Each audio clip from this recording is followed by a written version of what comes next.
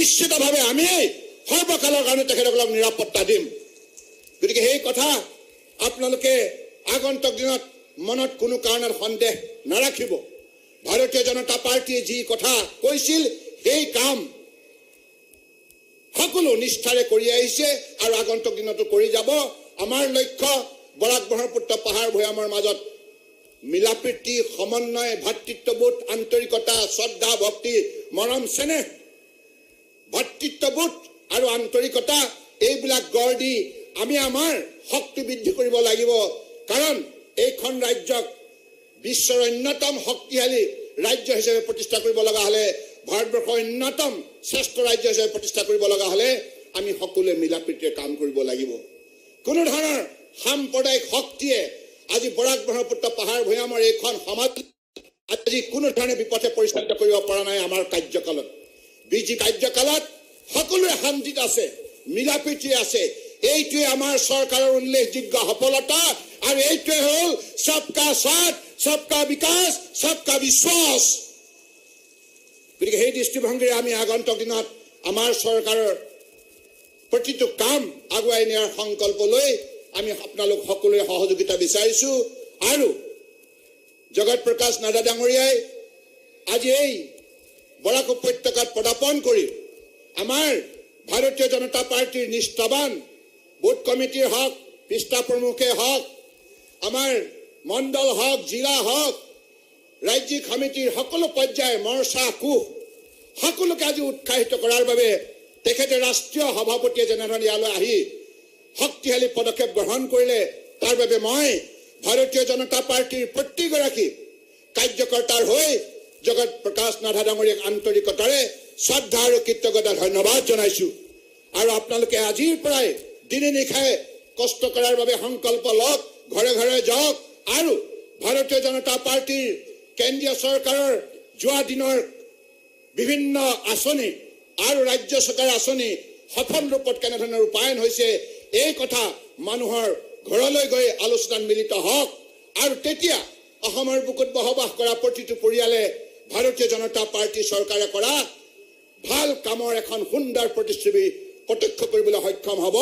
সেইখিনি কথাকে কৈ মই পুনৰবাৰ সমবেত আপোনালোক সকলোটিলৈ শ্ৰদ্ধা আৰু কৃতজ্ঞতা জনাই মই আপোনালোকে মোৰ সৈতে এটি শ্লোগান দিবৰ কাৰণে আপোনালোক সকলোকে নিজ নিজ স্থানত থিয় হ'বলৈ আহ্বান জনাইছো। भारत माता की, सबको एक साथ, क्योंकि ये है राष्ट्रभक्ति का नमूना। संकल्प भारत माता, माता जी के चरणों में कोटि कोटि प्रणाम और हमें समर्पित होके राष्ट्र धर्म पालन करना है। इसलिए ये कोई मामूली नारा नहीं है, स्लोगन नहीं है। मेरे माताओं के कोटि कोटि प्रणाम, चरणों में कोटि कोटि प्रणाम। भारत माता की, भारत माता की, भारत माता की। धन्यवाद। ধন্যবাদ। সুধাকণ্ঠ বলে গেছিলেন কথাতে নহয় ভাই, কামতে পরিচয়। আমাদের আসামের মুখ্যমন্ত্রী বরাক ব্রহ্মপুত্র পাহাড় বৈয়ামের রচনা করা শ্রী সর্বানন্দ সোনোয়াল মহাশয়কে আমাদের আন্তরিক ধন্যবাদ।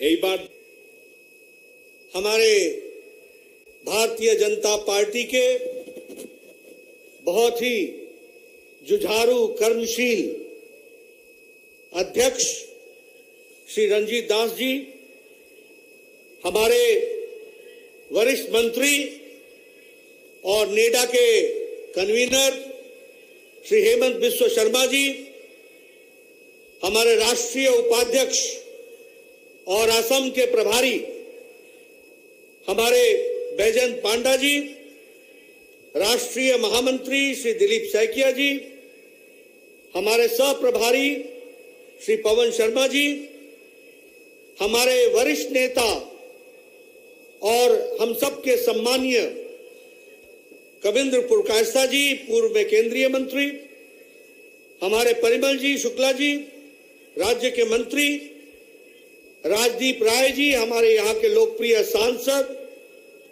कल्पना मल्ला जी, हमारे यहाँ के सांसद, सभी विधायकगण, भारतीय जनता पार्टी के पदाधिकारी और हमारे सभी वरिष्ठ साथीगण और यहां उपस्थित इतनी बड़ी संख्या में हमारे बराक वैली के सज्जन वृंद, माताएं, बहनें, हमारे आदरणीय बुजुर्ग और मेरे नौजवान साथी, मीडिया के मेरे साथी, प्रिंट मीडिया और इलेक्ट्रॉनिक मीडिया के मेरे साथी, आज मेरे लिए बहुत ही सौभाग्य की बात है कि ये जो विजय संकल्प रैली, जिसे आप विजय संकल्प रैली बोलते हैं, इसमें मुझे आने का सौभाग्य मिला है और मैं आयोजकों को इसलिए बधाई देना चाहता हूं कि उन्होंने विजय संकल्प रैली की शुरुआत बराक वैली से किया है, जहां भारतीय जनता पार्टी की नींव है और भारतीय जनता पार्टी ने सबसे पहले अगर यश पकाया है तो वह यश हमें बराक वैली में आशीर्वाद के रूप में मिला है। इसलिए आप सबको कोटि कोटि धन्यवाद। हमें याद है 1991 जब हमारा काम धीरे धीरे भारतीय जनता पार्टी का बढ़ रहा था, उस समय अगर किसी ने आशीर्वाद दिया था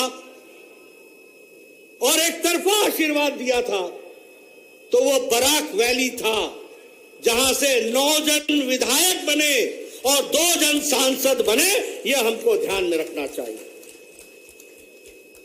मित्रों, जब मैं असम में आया हूं तो मैं महान पुरुष संत श्रीमंत शंकर देव जी को, उनके शिष्य माधव देव जी को, हमारे अजान फकीर जी को जहां मैं नमन करता हूं, वहीं स्वतंत्रता सेनानी ताजी मैंड्रेन जी को, हमारे हेम बरुआ जी को नमन करता हूं और मैं याद करता हूं भूपेंद्र हजारिका जी को, हमारे जिन्होंने असम को एक पहचान देश में संस्कृति के दृष्टि से दी है। इन सबको मैं नमन करते हुए आगे बढ़ता हूं। मित्रों, मैं सबसे पहले तो असम की जनता को बधाई देना चाहता हूं और असम की सरकार को, सर्बानंद सोनोवाल जी को, हेमंत बिश्व शर्मा जी को, हमारे रंजीत दास जी को, पार्टी को बधाई देना चाहता हूं कि उन्होंने भारतीय जनता पार्टी को यशस्वी बनाया है और आगे बढ़ाया है। इसके लिए मैं बधाई देना चाहता हूं। एक सरकार और पार्टी मिलकर, मुझे खुशी है आपसे चर्चा करते हुए कि 2016 में सरकार बनी और भारतीय जनता पार्टी, फिर चाहे लोकसभा का चुनाव था, फिर चाहे उपचुनाव विधानसभा का था, फिर चाहे जिला परिषद का चुनाव था, फिर चाहे टेरिटोरियल काउंसिल का चुनाव था, फिर चाहे वो बोडो टेरिटोरियल काउंसिल का चुनाव था, फिर चाहे वो टीवा टेरिटोरियल काउंसिल का चुनाव था, या फिर नगर पालिका का चुनाव और पंचायत का चुनाव था, सभी ने आप लोगों ने भारतीय जनता पार्टी को आशीर्वाद दिया और कमल खिलाया है। इसके लिए मैं आपको बधाई देना चाहता हूं। मित्रों, ये छोटी घटना नहीं है। 2016 में हम सरकार में आए, 10 में से 9 लोकसभा की सीटें जीती। ये छोटी घटना नहीं है कि कोई चुनाव 2021 आ गया। सारे देश में आपकी, अगर मैं पंचायत की बात करूं तो 50% से ज्यादा वोट आया है। अगर मैं दीमा हसाओ और करीबी एंगलोंग के ऑटोनोमस काउंसिल की बात करूं तो हमने चुनाव जीता है। हमने तीवा का ऑटोनोमस काउंसिल का चुनाव 36 में से 33 सीटें जीती है। ध्यान में रखना चाहिए। और उसी तरीके से चाहे वो रंगापारा का या सुनारी का चुनाव हो, सबके सब चुनाव हमने जीते। और खुशी की बात यह है कि यही तस्वीर देश की है। क्या जम्मू कश्मीर में लद्दाख, जम्मू कश्मीर के ऊपर लद्दाख, वहां का हिल काउंसिल का चुनाव हो, 26 सीटें में 16 सीटें भारतीय जनता पार्टी। अगर मैं जम्मू कश्मीर का चुनाव कहूं तो पीडीपी, नेशनल कॉन्फ्रेंस और कांग्रेस, गुपकर के लोग सब इकट्ठा होकर के चुनाव लड़े, सबसे सिंगल लार्जेस्ट पार्टी जीत करके आई तो भारतीय जनता पार्टी आई जम्मू कश्मीर में। यह हमको समझना चाहिए। और तीनों को मिला ले तो वोट शेयर में हम आगे आ गए। यह है जम्मू कश्मीर के लोगों का भारतीय जनता पार्टी को आशीर्वाद। क्या गुजरात, क्या नॉर्थ ईस्ट, क्या लद्दाख, क्या कर्नाटक, हर सीट भारतीय जनता पार्टी ने जीती है। अभी अभी चुनाव हुआ गुजरात में, 8 में से 8 सीटें भारतीय जनता पार्टी। अभी कर्नाटक में चुनाव हुआ, 2 सीटें थी, दोनों की दोनों भारतीय जनता पार्टी। तेलंगाना में एक कंस्टिट्यूएंसी थी दुबाका, उस दुबाका के ऊपर मुख्यमंत्री की कंस्टिट्यूएंसी, उस दुबाका के नीचे मुख्यमंत्री के बेटे की कंस्टिट्यूएंसी, उनके रिश्तेदारों की कंस्टिट्यूएंसी। वहां भी दुबाका में धमाका हो गया और बीजेपी जीत गई। यह परिस्थिति आकर के खड़ी। अगर हम बात करें मध्य प्रदेश, 28 में से 22 भारतीय जनता पार्टी। अगर हम उत्तर प्रदेश की बात करें तो 8 में से 7 सीटें भारतीय जनता पार्टी। और अगर हम बिहार की बात करें तो सबसे बड़ा स्ट्राइक रेट और सबसे ज्यादा सीट लाने वाली भारतीय जनता पार्टी। यह परिस्थिति आकर के। अगर हम नॉर्थ ईस्ट की बात करें, मणिपुर में 5 में से 4 सीटें भारतीय जनता पार्टी। अगर हम अरुणाचल प्रदेश की बात करें तो 241 सीटों में 190 सीटें भारतीय जनता पार्टी अरुणाचल प्रदेश में। और अगर मैं ईटानगर के म्युनिसिपल कमेटी कॉर्पोरेशन की बात करूं तो भारतीय जनता पार्टी। अगर मैं पासीघाट के म्युनिसिपल कमेटी की बात करूं तो भारतीय जनता पार्टी। सारे देश में भारतीय जनता पार्टी कमल का निशान खिल रहा है। अभी राजस्थान के चुनाव में कहते थे किसान का आंदोलन चल रहा, चुनाव पंचायत के थे, किसानों ने एक तरफा आशीर्वाद राजस्थान में भारतीय जनता पार्टी को दिया। यह हमको ध्यान में रखना चाहिए। सिलवासा में चुनाव हुआ, वहां भी भारतीय जनता पार्टी। गोवा में चुनाव हुआ, भारतीय जनता पार्टी। 40 में से 30+ सीटें भारतीय जनता पार्टी लेकर के आ गई। इसलिए मित्रों, मोदी जी के नेतृत्व में टीम इंडिया, सारे बीजेपी एक साथ लगकर और सारे देश में मोदी जी को आशीर्वाद देने के लिए भारत की जनता आतुर है। इस बात को हमको समझना चाहिए। मित्रों, अगर मैं आसाम की बात करूं तो मैं आपको यह बताना चाहता हूं, आसाम की संस्कृति, असम की भाषा, अहम की भाषा, अहम का अपना अस्तित्व, इन सारी चीजों को संभाल के रखने का काम भारतीय जनता पार्टी का है। भारतीय जनता पार्टी ने हमेशा संभाल के रखा है। इसको हमको ध्यान में रखना चाहिए। अहम की संस्कृति, अहम की भाषा,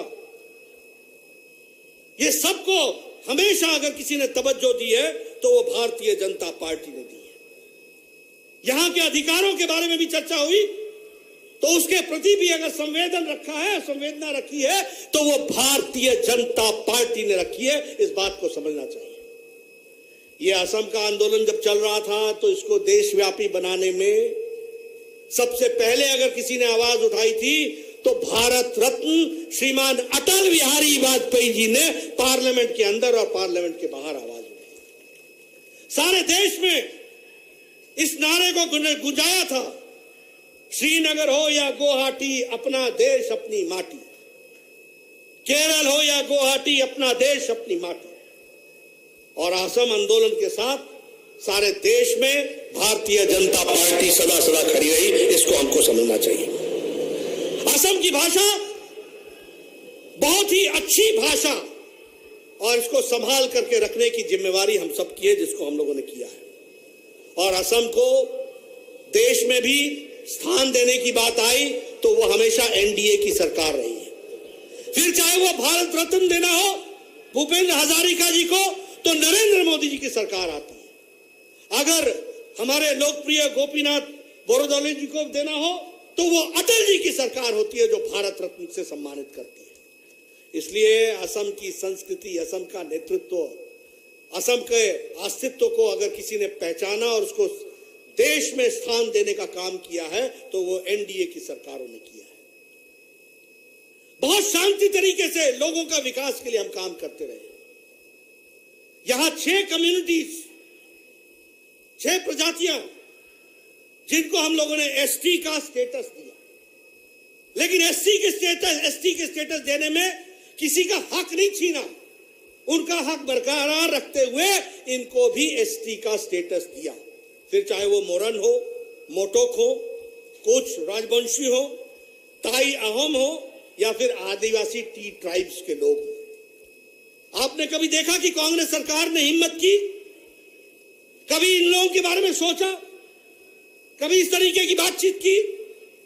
इसको रखने का काम अगर किया तो वो भारतीय जनता पार्टी की सरकार ने किया। बोडो आंदोलन पिछले 50 साल से चल रहा है। मैं सही बोल रहा हूं? 50 साल से चल रहा है कि नहीं चल रहा? क्या यह सच्चाई नहीं थी कि 4000 से ज्यादा जानें चली गई?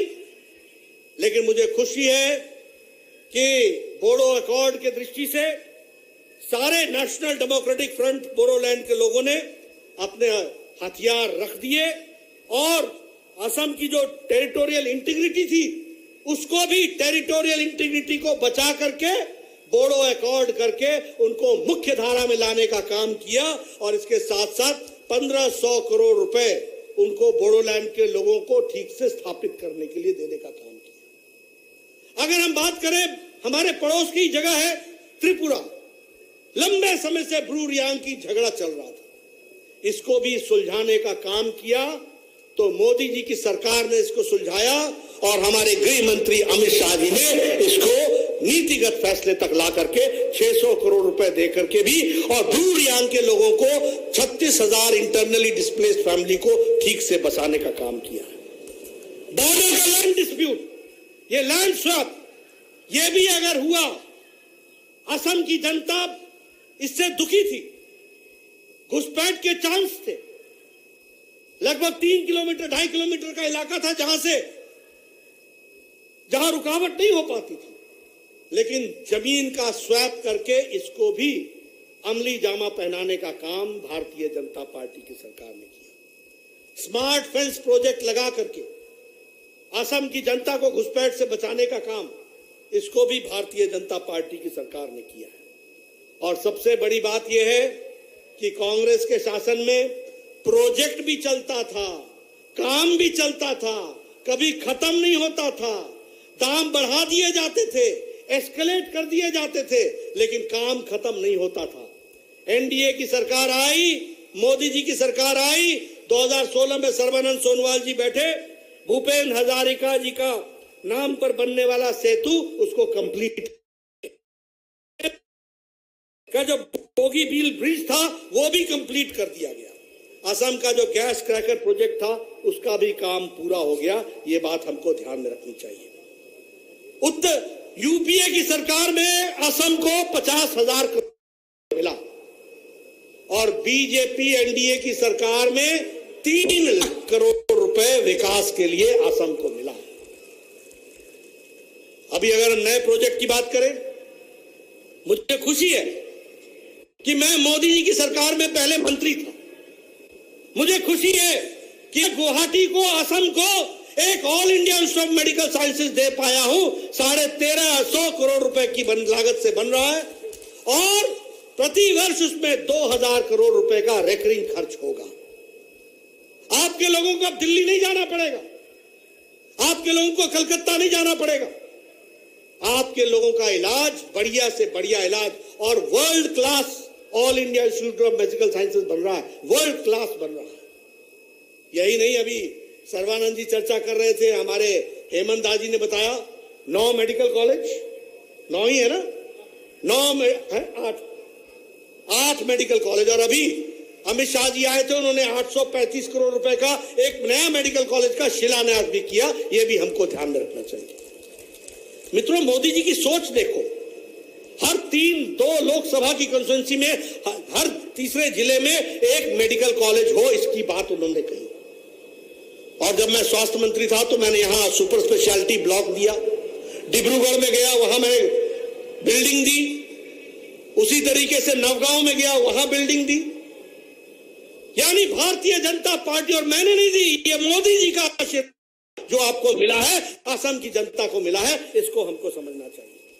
उसी तरीके से नुमाली रिफाइनरी, उसमें 22,000 करोड़ रुपए खर्च हो रहे हैं। इसी तरीके से नुमालीगढ़ की जो बायो रिफाइनरी है, उसमें लगभग 1250 करोड़ रुपए खर्च हो रहे हैं। उसी तरीके से गुवाहाटी और नॉर्थ गुवाहाटी में ब्रिज बनने का जो काम चल रहा है ब्रह्मपुत्रा पर, वो भी बहुत तेजी से चल रहा है। 15 नए नेशनल हाईवे बनाए गए हैं, 31 स्टेट रोड हाईवेज को हाईवे बनाया गया है, और 5 नए ब्रिज ब्रह्मपुत्रा पर बन रहे हैं। यह असम की बदलती तस्वीर है, जिसको हमको समझना चाहिए। मित्रों, उसी तरीके से असम पीछे नहीं रहा है। मैं आपसे चर्चा करना चाहता हूं। जब सर्बानंद सोनोवाल जी ने सरकार संभाली तो यहां पर टॉयलेट्स बनने की स्थिति यह थी कि लगभग 70%, 30% टॉयलेट्स नहीं थे। प्रधानमंत्री जी ने स्वच्छता अभियान चलाया, और मुझे खुशी है कि 11 करोड़ जो टॉयलेट्स बने, 35 लाख टॉयलेट्स यहां आसाम में बने, और अब 100% ओडीएफ हो गया है आसाम। ये छोटी घटना नहीं है मित्रों। आपको मालूम नहीं गांव की तस्वीर कैसी है। गांव में बहनें सूर्योदय और सूर्यास्त का इंतजार करती थी अपने दैनिक नित्य क्रम करने के लिए। ये विमेन एम्पावरमेंट मोदी जी ने दिया। आज घर घर में टॉयलेट बने, 35 लाख टॉयलेट आसाम में बने हैं, और 100% आज ओडीएफ हो गया। और महिलाओं को कितनी बड़ी एम्पावरमेंट हुई, इसको हमको समझना चाहिए। उसी तरीके से जनधन योजना, 40 करोड़ लोगों के खाते खुले, और बहनों के विशेष करके बता रहे थे कि 22 करोड़ लोगों को उनके खाते खुले हैं। मुझे खुशी है कि असम में लगभग 1 करोड़ 66 लाख नए अकाउंट खोले गए, और कोविड के दौरान 20 करोड़ बहनों को मोदी जी ने बिना किसी हस्तक्षेप के 500 रुपए 500 रुपए 500 रुपए 1500 रुपए उनके अकाउंट में पहुंचा दिए जब लॉकडाउन लगा हुआ। ये छोटी घटना नहीं है मित्रों। उसी तरीके से गैस सिलेंडर, जहां 8 करोड़ गैस सिलेंडर बटे, वहीं 35 लाख कनेक्शन जो थे वो आसाम को मिले हैं, 35 लाख बहनों को।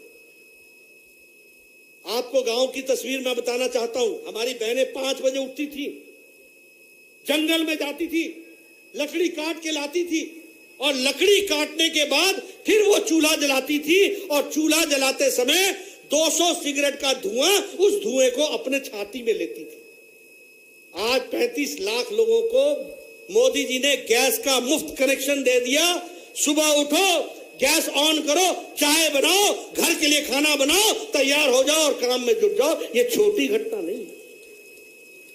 अगर मैं बात करूं सौभाग्य योजना की, तो लगभग 2 करोड़ 60 लाख नए बिजली के कनेक्शन दिए गए, और यहां भरेगा उसके 2 सप्ताह के अंदर उसको बिजली का कनेक्शन दे दिया जाएगा। यह परिस्थिति लाकर के खड़ी की, और इसीलिए 17 लाख लोगों को असम में भी बिजली का नया कनेक्शन मिला है। इसको हमको समझना चाहिए।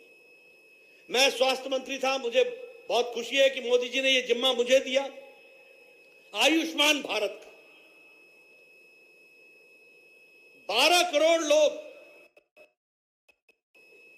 और लगभग 10 करोड़ 74 लाख परिवार, लगभग 50 करोड़ लोग को मोदी जी ने आयुष्मान भारत में 5 लाख रुपए का सालाना हेल्थ कवर दिया है।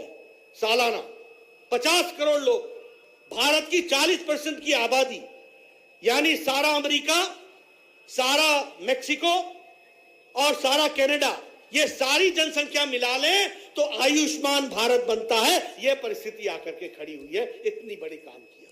और असम में भी लगभग 1,11,000 लोगों ने इसका लाभ उठा लिया है और 163 करोड़ रुपए आयुष्मान भारत में असम में खर्च हुए हैं। यह भी हमको ध्यान में रखना चाहिए। ये सारी घटनाएं सामने क्यों कह रहा हूं? मैं इसलिए कह रहा हूं कि आम आदमी को कौन था आयुष्मान भारत?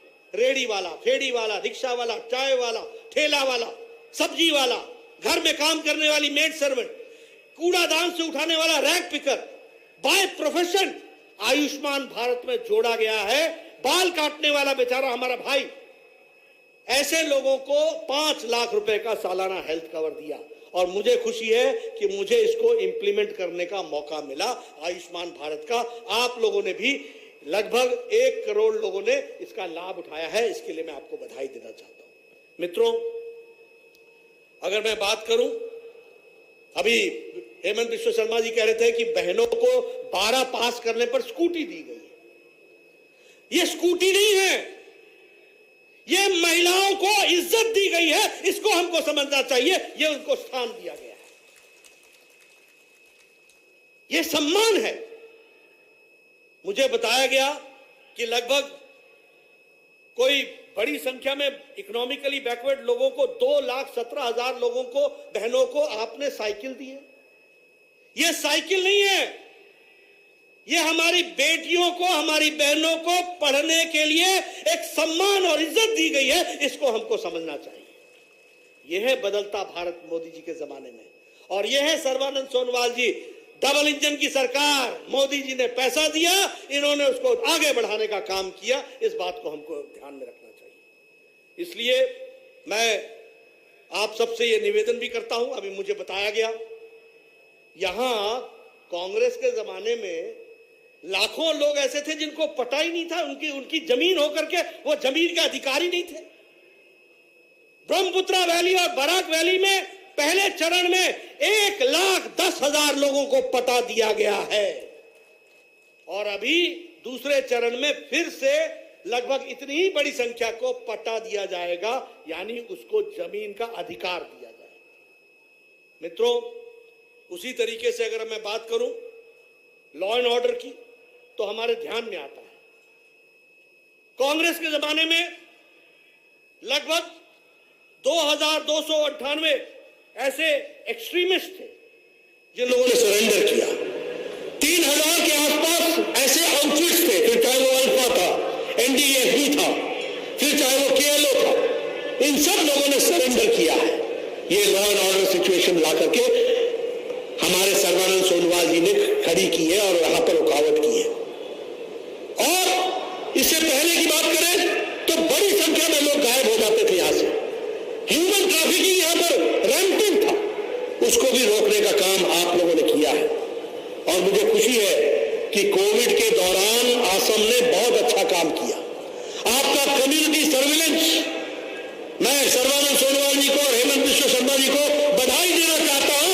आज आपके यहां 0.047 फर्टिलिटी रेट है, इसके लिए आपको बधाई देना चाहता हूं कि आपने इतना अच्छा सर्विलेंस किया। कोरोना को सामने से लड़ करके आपने उसको रोकने का प्रयास किया है। उसी तरीके से फिर चाहे वो असम चाय बागान में धान पुष्कर मेला हो, फिर चाहे वो रीडिजाइन स्वामी विवेकानंद का यूथ एम्पावरमेंट मिशन हो, सारे कार्यक्रमों को आपने बहुत अच्छे तरीके से किया। और ऐतिहासिक जो आपने बोडो अकॉर्ड किया और यहां शांति लाई और असम की टेरिटोरियल इंटीग्रिटी बचाकर बोडोलैंड को स्थापित करने के लिए जो शांति लाई है, उसके लिए गृह मंत्री जी और प्रधानमंत्री जी जिन्होंने इसको पूरा आशीर्वाद दिया और गृह मंत्री जी ने अक्षरशः किया और यहां सर्बानंद सोनोवाल जी और बाकी लोगों ने उसको इंप्लीमेंट करके दिया, इसके लिए हम आपको बधाई देना चाहते हैं। मित्रों, मैं आपसे एक बात और निवेदन करना चाहता हूं। आत्मनिर्भर भारत में असम को आगे बढ़ना है। बैम्बू इंडस्ट्री यहां की बड़ी फेमस है, उसको आगे बढ़ाना है। वोकल फॉर लोकल हमको बनना है। टी इंडस्ट्री के दृष्टि से हमको आगे बढ़ना है। उसी तरीके से जूट में जो हम तीसरे नंबर के प्रोड्यूसर हैं, हमको उसमें भी आगे बढ़ना है। और उसी तरीके से पेट्रोलियम गैस में भी हम तीसरे पोजीशन पर हैं, उसको भी हमको आगे बढ़ाना है। इन कामों को हमको आगे लेना है। मित्रों, अगर मैं कांग्रेस की बात करूं तो 15 सालों में कांग्रेस ने क्या किया? लगभग 2155 सिविलियन और 284 सिक्योरिटी पर्सन्स ने अपनी जानें गंवाई। ये कांग्रेस पार्टी के समय में हुआ। लगभग 1200 लोग किडनैप हुए। 51% लोग बिना बिजली के थे और 56% बहनों जो थी वो बगैर टॉयलेट्स की थी। ये कांग्रेस का राज था, जिसको 100% करने का काम भारतीय जनता पार्टी के कार्यकर्ताओं ने किया, भारतीय जनता पार्टी के नेताओं ने किया, मोदी जी के आशीर्वाद से किया। मैं आपको एक बात बताने आया हूं, यह विजय संकल्प रैली है। इस विजय संकल्प रैली में हमने संकल्प लेना है। और मैं जो ये भीड़ देख रहा हूं, मैं जो ये उत्साह देख रहा हूं, मैं जो आपके मन में तड़प देख रहा हूं, आप इंतजार कर रहे हैं कि जैसे ही चुनाव आता है एक मौका और दो और भारतीय जनता पार्टी को आगे बढ़ाओ। इस बात को हम कहना चाहते हैं। BJP plus 100 plus, BJP plus 100 plus, हमको उस ओर आगे बढ़ना है। मुझे पूरा विश्वास है, आपका जो मैं उत्साह देख रहा हूं, मैं रास्ते में आ रहा था, लोग खड़े होकर के जिस प्रेम के साथ हाथ हिला रहे थे, मुझे हाथ हिलाने में ही इलेक्ट्रिक है पता चल जाता है, कितना करंट है पता चल जाता है। ऐसे अगर हाथ हिले ना तो समझ जाओ टाटा हो रहा है, और जब ऐसे से हिले ना तो समझो करंट है। तो मैंने देखा करंट है, लोग जवाब दे रहे हैं, लोग मोदी जी को आशीर्वाद देना चाहते हैं, लोग भारतीय जनता पार्टी को फिर से सरकार बनाना चाहते हैं। मैं आपको बड़े विश्वास के साथ कहना चाहता हूं कि असम में भी हम दोबारा आएंगे, आपके आशीर्वाद से आएंगे, आपकी ताकत से आएंगे। विजय संकल्प रैली हमारी होगी। मैं पुनः हमारे टीम को, सर्बानंद सोनोवाल जी को, हेमंत बिश्व शर्मा जी को, हमारे रंजीत दास जी को बधाई देना चाहता हूं। बहुत अच्छा काम इन्होंने किया है। सरकार और पार्टी ने मिलकर के चीजों को बहुत तेजी से आगे बढ़ाया है और बदला हुआ आसाम मुझे दिखता है। मैं पहले भी आसाम घूमता था, 6-6 घंटे लग जाते थे सड़क पर, गड्ढे में सड़क या सड़क में गड्ढा मालूम नहीं। आज फर्राटे से सारी सड़कें जिस तरीके से विकास हुआ है वह देखने वाली बात है। हेल्थ सेक्टर में, शिक्षा के क्षेत्र में, हर क्षेत्र में विकास हुआ है और आम आदमी का जीवन आगे बढ़ने में सुचारू रूप से इस सरकार ने और पार्टी ने काम किया है। मैं सबको बधाई देता हुआ विजय संकल्प रैली में शुभकामनाएं देता हूं और इस विश्वास के साथ कि जब मैं चुनाव के प्रचार में आऊंगा तो आपके हाथ उस इलेक्ट्रिक तरीके से हिलेंगे और पूरी ताकत के साथ आप लोग पूरी ताकत लगाएंगे। इन्हीं शब्दों के साथ बहुत बहुत धन्यवाद। जय हम, जय हम, भारत माता की, भारत माता की, भारत माता की। नमस्कार। नड्डा जी, आपको और एक विषय के लिए हम लोग धन्यवाद देना चाहता हूं। অসমৰ ইতিহাসত প্ৰথমবাৰৰ বাবে ভাৰতীয় জনতা পাৰ্টিৰ ৰাষ্ট্ৰীয় সাধাৰণ সম্পাদক হিচাপে এজন অসমীয়া দিলীপ শইকীয়াক নাড্ডাজীয়ে ৰাষ্ট্ৰীয় সাধাৰণ সম্পাদক হিচাপে নিযুক্তি কৰি আমাৰ কাৰ্যকৰ্তাসকলৰ গৌৰৱ বৃদ্ধি কৰিলে। সকলোৱে এটা দীঘলীয়া হাত চাপৰি মাৰিবলৈ মই অনুৰোধ জনাইছো। ধন্যবাদ। আমাদের আরেকটা ছোট্ট একটা ফটো ইভেন্ট আছে। ভারতীয় জনতা পার্টির রাষ্ট্রীয় অধ্যক্ষ মানে রাষ্ট্রীয় সভাপতি থেকে বুথ সভাপতি 5 জন, আমাদের 138 নম্বর শিলচর এলএসির বুথ সভাপতি শ্রী সুদীপ পাল, আমাদের মন্ডল সভাপতি শ্রী বিজেন্দ্র, এই মন্ডলের সভাপতি শ্রী বিজেন্দ্র প্রসাদ সিং, আমাদের জেলা সভাপতি শ্রী কৌশিক রায় মহাশয়, আমাদের রাজ্যের সভাপতি শ্রী রঞ্জিত কুমার দাস মহাশয় এবং আমাদের সর্বভারতীয় সভাপতি শ্রী জেপি নাড্ডা মহাশয়কে এক ফ্রেমে कैद করার জন্য আমি আমার ফটোগ্রাফার বন্ধুদেরকে অনুরোধ রাখলাম।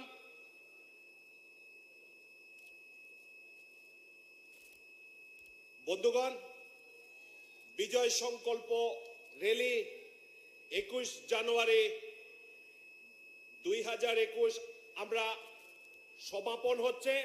আমরা এই সংকল্প আমরা এই